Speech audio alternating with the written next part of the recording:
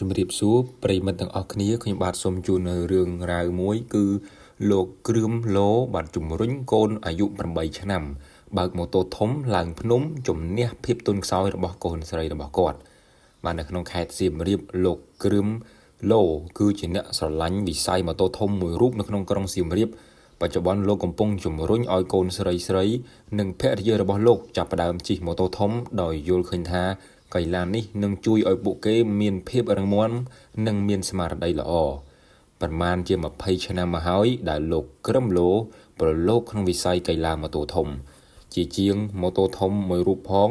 លោកឡូយល់ច្បាស់ពីប្រភេទយានយន្តនេះនិងលើកទឹកចិត្តដល់កូននិងភរិយាចាប់ផ្ដើមជិះម៉ូតូធុនធ្ងន់នេះផងដែរកន្លងមកបរិសរូបនេះក៏ធ្លាប់បានបង្កើតកម្មវិធីឬព្រឹត្តិការណ៍ប្រកួតកីឡាម៉ូតូធំជាច្រើនលើកផងដែរនៅក្នុងទឹកដីខេត្តសៀមរាប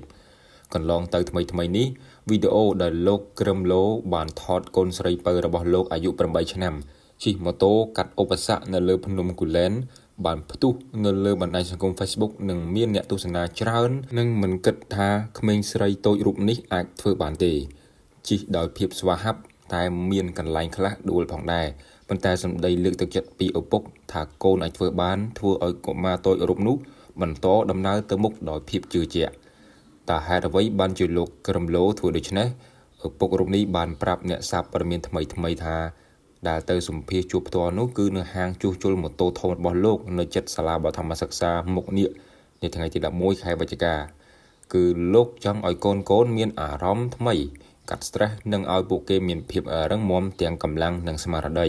តាមរយៈបទពិសោធន៍ផ្ទាល់ខ្លួនដែលលោកជួបប្រទះលោកគ្រឿមឡូយល់ថាកីឡាម៉ូតូធំពិតជាជួយផ្លាស់ប្ដូរការភ័យខ្លាចនិងធ្វើឲ្យខ្លាចទៅជាមនុស្សថ្មីយ៉ាងពិតប្រាកដមែន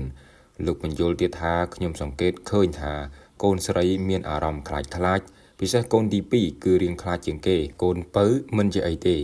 គាត់ថាបើគាត់កាន់ម៉ូតូនេះគាត់នឹងមានស្មារតីចង់ឲ្យគាត់រឹងមាំព្រោះពេលជិះគាត់នឹងប្រយ័ត្នហើយបញ្ជាម៉ូតូដោយខ្លួនឯងគ្រោះថ្នាក់អីនៅលើគាត់អញ្ចឹងគាត់ចាប់ផ្ដើមគិតចេះម្ចាស់ការនឹងទំនួលខុសត្រូវខ្លួនឯងតែបើយើងដឹកគាត់នៅតែអាងយើងយ៉ាងណាមិញមុននឹងឈានឲ្យកូនជិះនិងកាន់ម៉ូតូធំដោយខ្លួនឯងបរិសវ័យជាង40ឆ្នាំរូបនេះបានបង្រៀនពួកគេឲ្យជិះនៅទីជិតនិងប្រាប់ពីរបៀបដែលត្រូវជិះម៉ូតូធុនធ្ងន់នេះរួចទៅហើយលោកបន្ថែមទៀតថាមុនខ្ញុំឲ្យគាត់ជិះខ្ញុំខ្លួនឯងក៏ធ្លាប់ជិះម៉ូតូនេះជាង10ឆ្នាំហើយដែរឆ្លងកាត់ឧបសគ្គច្រើនទៅធ្វើឲ្យអារម្មណ៍យើងខុសប្លែកខ្ញុំរឹងមាំជាងមុនឆ្ងាយខ្ញុំអត់ទន់ខ្សោយខ្ញុំអត់មានអារម្មណ៍ពេលជិះម៉ូតូហើយឮស៊ីផ្លេភ័យទៀតទេគឺអត់ទេបាទភរិយាលោកគ្រឿមឡូគឺអ្នកស្រីគឹមស្រីនាងបានយល់ស្របគំនិតស្វាមីដែលជំរុញឲ្យកូនស្រីប្រឡូកក្នុងវិស័យម៉ូតូធំអ្នកស្រីរៀបរាប់ដូចនេះថាដំបូងបារម្ភដែរបើមិនឲ្យគាត់ធ្វើគាត់នឹងទន់ខ្សោយគាត់អាងយើងក៏គាត់តាមប្តីឲ្យគាត់រៀនធ្វើអ្វីគឺខ្លួនឯងឆ្លៀតពេលថ្ងៃឈប់សម្រាកពេលបុណ្យអុំទូកកន្លងទៅក្រុមគ្រួសារលោកគ្រឿមឡូនិងគ្រួសារមិត្តភ័ក្តិចំនួន2ទៀតបានធ្វើដំណើរជិះម៉ូតូឡើងភ្នំគូលែននេះគឺជាវិញ្ញាសាធំដំបូងដែលលោកដាក់ឲ្យទៅកូនដើម្បីទទួលបានបទពិសោធន៍នៅក្នុងជីវិតគម្រោងដំបូងគឺគេងនៅលើភ្នំមួយយប់តែជាក់ស្ដែងពួកគេត្រូវសម្រាកនៅលើភ្នំចំនួន4យប់5ថ្ងៃលោកគ្រឿមឡូរំលឹកដោយហូរចិត្តនិងមិននឹកស្មានដល់សម្រាប់ហេតុការណ៍ទាំងនោះមូលហេតុដោយសារតែការជិះម៉ូតូជួបឧបសគ្គតាមផ្លូវអស់កម្លាំងម៉ូតូខូចនិងវង្វេងផ្លូវជាដើមពិសេសការជិះជាមួយក្មេងៗមិនដូចជាកម្លាំងមនុស្សចាស់នោះទេពួកគេត្រូវការសម្រាកនិងមិនអាចបើកលឿនជាដើមឧបសគ្គនេះធ្វើឲ្យកូនតូចៗរបស់លោកមានភាពលំបាកនិងយំដោយសារតែដាច់អាហារផងដែរយ៉ាងណាលោកគ្រឿមឡូយល់ថាត្បិតវាលំបាកបន្តិចមែនប៉ុន្តែវាបានបង្រៀនកូនរបស់លោកឲ្យមានភាពអត់ធ្មត់និងព្យាយាមដោះស្រាយបញ្ហាដែលកំពុងកើតឡើងនៅចំពោះមុខដោយក្តីជឿជាក់រីគ្រឿមយ៉ាន់ណាជាកូនស្រីទី2របស់លោកគ្រឿមឡូដែលបានលោកជំរុញឲ្យមកជិះម៉ូតូធំព្រោះឃើញនាងមិនសូវមានភាពរឹងមាំកុមារីរូបនេះបានអះអាងថាក្រោយពីជិះម៉ូតូធំបានមួយរយៈខ្លួននាងពិតជាមានអារម្មណ៍ប្លែកនិងក្លាហានជាងមុននាងបានលើកទឹកចិត្តដល់យុវតីឬខ្លាចនឹងការប្រឡូកលើអ្វីដែលថ្មីពិសេសគឺម៉ូតូធំដែលកន្លងមកមានតែបុរសជិះតែប៉ុណ្ណោះប៉ុន្តែក្មេងស្រីក៏អាចសាកល្បងដោយភាពជឿជាក់បានដូចគ្នាផងដែរ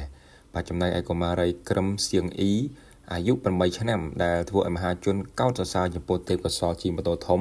ខ្នាតតូចនៅលើភ្នំគ Scotland បាននិយាយថាគេចាប់ផ្ដើមស្រឡាញ់កីឡានេះតាមរយៈការលើកទឹកចិត្តនិងការជំរុញពីឪពុកម្ដាយសម្ដីមួយតែច្បាស់សៀងអ៊ីប្រាប់ថាគេចង់ក្លាយជាអ្នកប្រណាំងម៉ូតូធំនៅពេលអនាគតទោះបីមានឧបសគ្គនិងគ្រោះថ្នាក់កម្រិតណាសម្រាប់លោកក្រំឡូលោកនៅតែមានមោទកភាពនិងលើកទឹកចិត្តឲ្យក្មេងស្រីផ្សេងទៀតត្រូវមានចិត្តក្លាហានកុំខ្លាចម៉ូតូធំឬម៉ូតូត្រៃអ្នកស្រឡាញ់ម៉ូតូធំរូបនេះក៏រីករាយក្នុងការផ្ដល់ជាការឬបង្រៀនជិះម៉ូតូនេះដែលឥតគិតថ្លៃផងដែរសាររបស់លោកគឺកុំខ្វល់ថាវាពិបាកប៉ុន្តែត្រូវយកឈ្នះលើភាពលំបាកទាំងនោះទើបធ្វើឲ្យយើងរឹងមាំនិងក្លាហានបានបាទចឹងបងប្អូនយល់យ៉ាងណាដែរចំពោះរឿងខាងលើនេះរបស់គ្រួសារលោកក្រំឡូបាទចឹងពីខ្ញុំបាទក៏មានតែប៉ុណ្ណេះសូមអរគុណសូមជម្រាបលា